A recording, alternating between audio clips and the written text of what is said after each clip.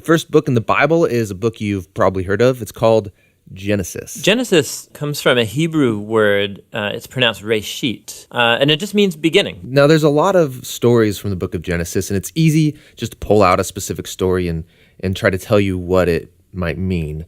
But we think the best way to understand this book is to look at the book as a whole and show you how the whole thing is designed. The book is designed to fall into two main parts. You have chapters 1 through 11, which is telling the story of God and the whole world. And then you have the second part, which is about God and Abraham's family, as chapters 12 through 50. And how the two of those parts relate, that's where you find the message of the book. Okay, so let's start back at the beginning. The first part of Genesis begins with a creation story where God creates everything. And how exactly that happens, of course, that's where all the debates come. But he takes a dark, watery chaos and he turns it into a beautiful garden where humans can flourish. That sounds nice. It does sound nice. In fact, 7 different times God says of all that he's made that it's good. And this is where we meet the first human characters in the Bible, Adam and Eve. They're both individual characters, but they're also representative. Adam is the Hebrew word for humanity, and Eve is the Hebrew word for life. And God creates them in his image. In other words, humanity reflects, or is meant to reflect, the creativity, the goodness, and character of the Creator out into the world that he's made. And they're supposed to reproduce and make cultures and neighborhoods and art and gardens and everything else. But he gives them a moral choice about how they're going to go about building this world. And this is what the tree of the knowledge of good and evil is all about. And he tells them, don't eat of the fruit of this tree or you will die. What's that all about? So up till now, God has been the one defining and providing what is good. And so God is the one with the knowledge of good and evil. But now this tree represents a choice.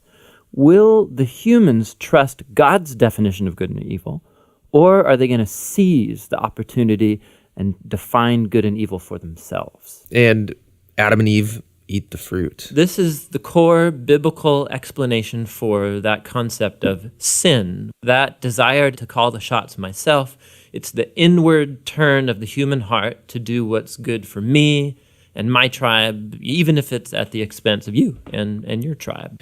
And the problem is humans are horrible at defining good and evil without God. And so now that humanity's made this choice, things get really bad. So Genesis 3 through 11 is like tracing this downward spiral of all humanity. So Adam and Eve, they can't trust each other anymore. And so there's a little story about how they were naked and felt fine about it beforehand, but now they feel shameful because all of a sudden Adam's definition of good and evil might be different than Eve's, and so they hide from each other. Then there's another story of temptation. Cain is jealous of his brother Abel, and he gives in and kills him. There's a story right after Cain about a guy named Lamech, and all we know about Lamech is that he accumulates wives like property, and he sings songs about how he's a more violent, vengeful person than Cain ever was, and he's proud of it. Things get so bad with the human race that we see God decide to just wipe us out.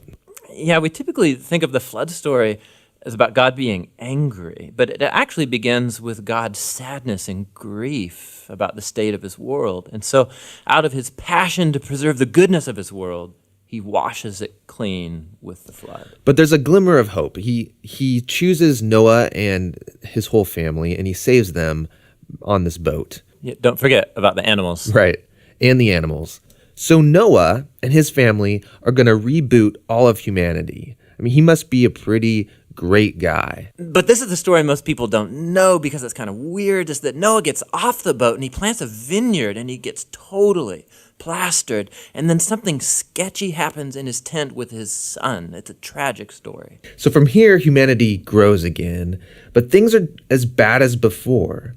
And the last story is the famous story of the Tower of Babel.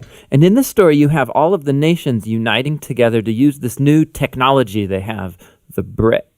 And they want to make a name for themselves and build this big city with a huge tower that will reach up to the gods. But God knows that this city will be a nightmare. And so in his mercy, he scatters them. And all of these stories, they're underlining the same basic idea. When humans seize autonomy from God, when they define good and evil for themselves, it results in a world of tragedy and death. And this leaves you wondering, is there any hope for humanity? Yes, yeah, there is. It's the very next story that answers that question. It's the beginning of God's mission to rescue and restore his world. Hey there, this is Tim. And this is John. We believe the best way to understand the Bible is to get a grasp of its overall storyline. One thing to know about Tim is that he got his doctorate in Hebrew, Bible, and Jewish studies, and he can sing in Hebrew. We're a